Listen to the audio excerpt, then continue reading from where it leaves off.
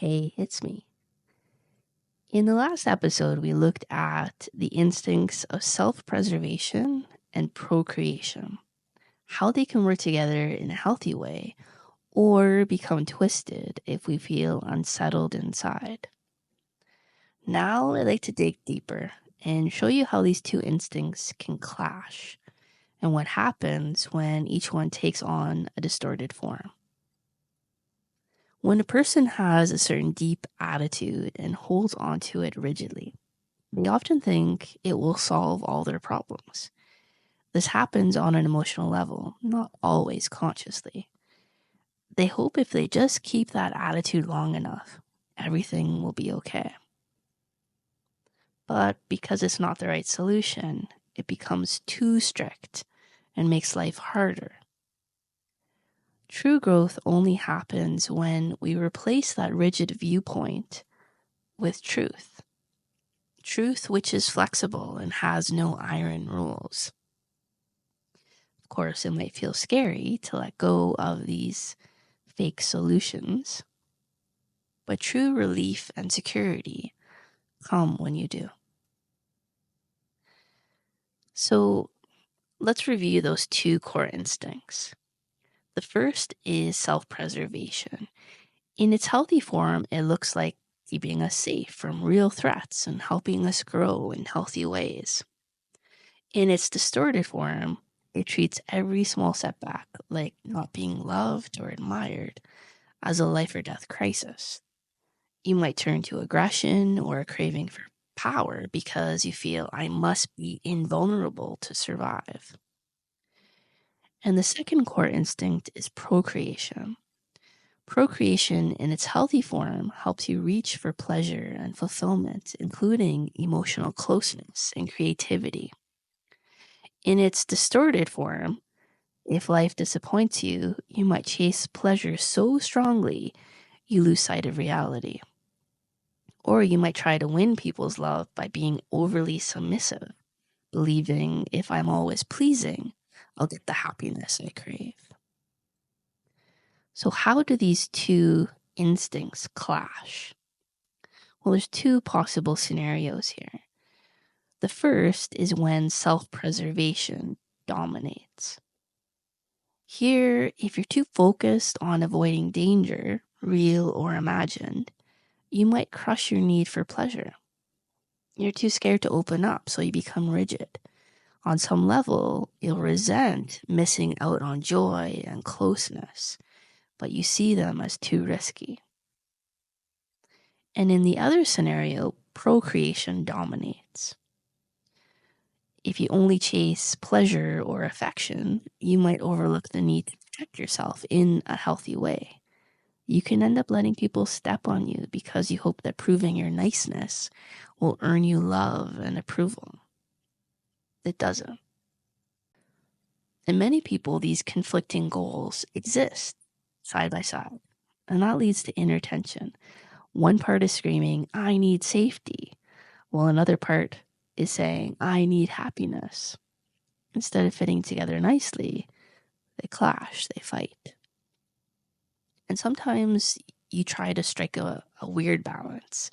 Maybe you hide in your shell most of the time, then occasionally break free in an anxious, forced attempt at fun until fear sends you right back into hiding. I know I've done that. So, at an attempt to handle the clash of these two instincts, we often come up with three pseudo solutions. Not real solutions, pseudo solutions. And we looked at these in a previous episode: aggression, submission, and withdrawal.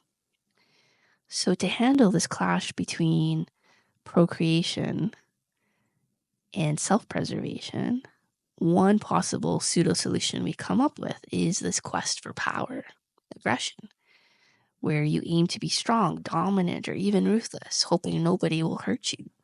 You believe this will force others to admire or love you, but it eventually backfires. The second pseudo solution that people often choose is the quest for love, submission. In this case, you want people to adore or protect you at all costs, so you give in too much. You end up resenting them for taking advantage while also feeling guilty. And the third common pseudo solution that people use is the quest for serenity, withdrawal. Here you step away from involvement in a false calm, hoping not to be hurt by either your need for pleasure or your fear of danger. But in this case, you miss out on real closeness and real living. So each of these quote unquote solutions is really a trap. They push away the very safety or joy that you want. So, what's the real solution in handling this clash that exists within us, between procreation and self preservation? Well, I propose it's facing our emotions and defeats. This path to mental freedom involves recognizing that no one ever succeeds 100% of the time. If your ideal is to never fail, never need anyone, or never show real feelings, you're gonna feel devastated by normal defeats and challenges. And then you might blame others or hate yourself, which only adds more pain. Letting yourself see and feel each emotion, both positive and negative, is key. And that might mean finding anger or resentment you never admitted to because you felt you had to be nice. Or it might mean discovering hidden fear beneath your tough exterior. Or maybe you see now that your quote unquote serenity was really just numbness. When these hidden emotions surface, you may feel ashamed. If you can gently accept them and learn from them, you'll release their grip. You'll see that showing vulnerability doesn't destroy you, that admitting mistakes doesn't ruin your dignity, and that risking real closeness is worth it. Discovering your pseudo solutions and conflicting instincts isn't a quick fix. It happens layer by layer. It could feel like you're getting worse at the beginning because you start to see your old hurts more clearly, but that's actually progress. The pain was always there. Now you're just uncovering it so you can heal. Keep reminding yourself why you're doing this. You want a life that's not chained by fear, shame, or hidden cravings. You'll find real security by dropping the fake fixes, and you'll find genuine joy by allowing yourself to risk and to love in a healthy way. This can be challenging, and it also brings a new sense of hope and lightness. Even if it's tough at first, each step of honest reflection frees up your energy, helps you see life as it is, and lets you truly grow. Let your instincts for safety and joy work together as they were meant to, without any forced rules or fear. That's when real peace and fulfillment become possible.